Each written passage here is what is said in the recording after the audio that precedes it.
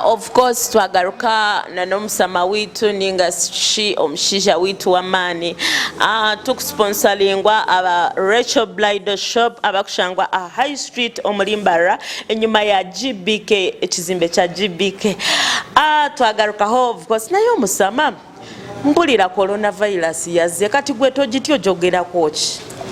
Of course coronavirus eri dangerous abantu abasinga badde bakitwalanga joke ku social media nga balowooza maybe it is an overseas disease, but East Africa reported some cases. Kenya twalabye nga baripotinga ne Rwanda leero. I don't know how far that true that information is, but abantu balina okuba nga bali conscious.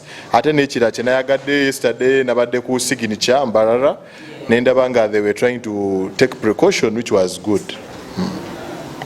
Ndowooza mumwewulira oba mumulabako bulungi Doni waffe gwe tuyina wano ate omusajja omukozi nze nali manyi nti basama babeera just ba showing off naye atubuulidde nti omusama muntu akola sente ate akola sente kwebezaawo kati gwe Musama munange kuba nange kati nfuuse Musama kati nsaba kumbuulira are you married or?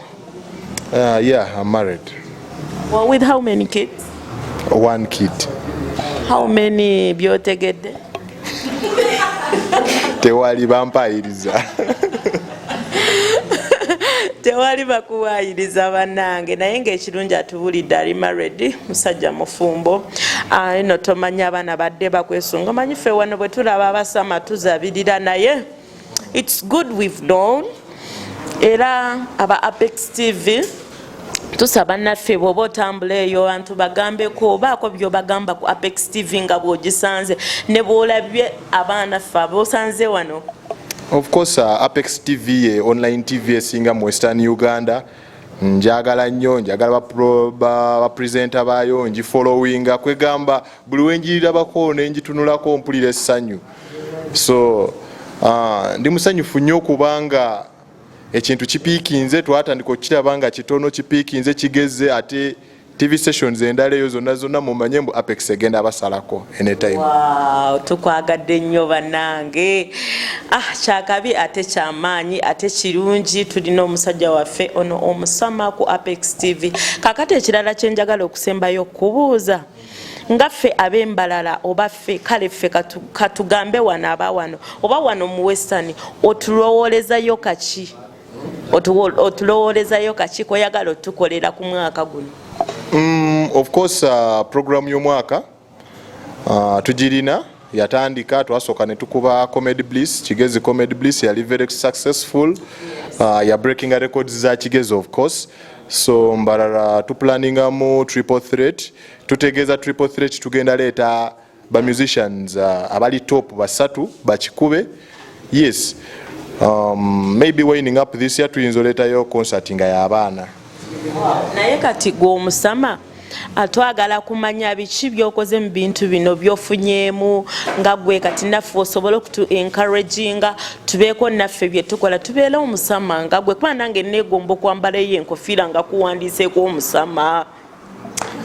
Of course nkoze bingi ebimu sisobola kubyatula waneeno ku media nenga bingi like yes I'm living a good life. I'm not badly off. That is it. I can say.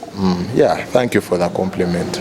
Wow. Kati baako ekigambo ekisembayo kyogamba abantu oba abantu abakulaba oba bagenda okubanga bakufollowinga kuba kati tuli ku mikutu eya YouTube tuli ku Facebook tuli ku Twitter tuli ku Instagram Snapchat byonna we tuli ate abantu batufollowinga nnyo kati baako ebintu byobagamba tusobole nnyo okufollowinga.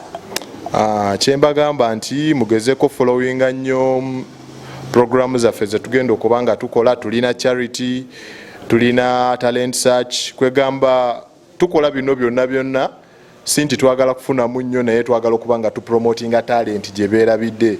Most people think that the music oba talent yonna eri mu Central Uganda ekitali case.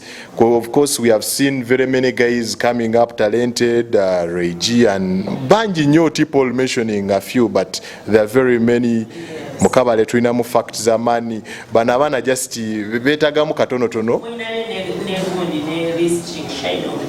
of course Shine Omukiga n'abalala bonna. Yes. Yeah, kati tugenda batukola ku ebyo, tugenda batupromotinga talanta. Yes, twagala okompitinga n'abalala bonna. Kirungi nnyo ate kirungi tweyanze Musama waffe tweyanziza nnyo tuwebale munonga kandi abakutuleeba amazima twasiima rahanga kandi tusiima ab'okutayisa omushisha w'amaani nk'ogu tikyanguhi kubugana abantu b'emiringo nk'egi. Of course nnyo nimbaha respect y'amaani kuba it's not easy kuhika n'ogamba nawe konka Mukama n'omurungi munonga ntubagambira ba Apex TV, keep watching. I love you so much.